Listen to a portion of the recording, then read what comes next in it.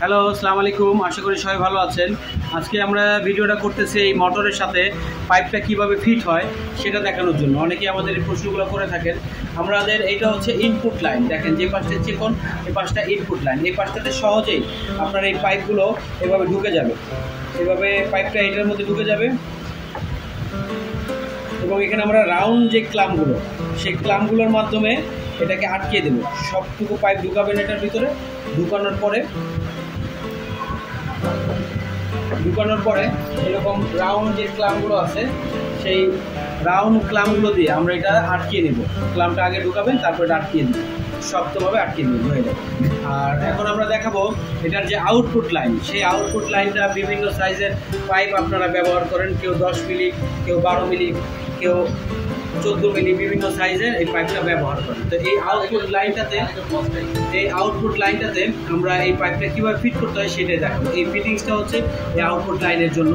এখন এই ফিটিংসটাতে পাইপটা কীভাবে ফিট হবে সেই সবগুলো জিনিস আপনাদের দেখাবো। প্রথমেই আপনারা যেই হুসটা আছে, এই পাইপের যে প্যাচটা, সেই প্যাচটা আগে পাইপের ভিতরে দিয়ে নেবেন। তারপরে এই যে প্রেশার বল বলে এটাকে, এটা চায়নার তৈরি, প্রেশার বলটা এই পাইপের ভেতরে যাবে। এই কীভাবে যাবে সেটাই আমি আপনাদের দেখাই। এই প্রেশার বলটা আপনি আপনার সুবিধা মতো যে কোনো যন্ত্রের মাধ্যমে এই প্রেশার বলটা ঢুকাবেন। তো প্রেশার বলটা আমি এখানে কেচি দিয়ে ঢুকিয়ে দেখাচ্ছি আপনাদের।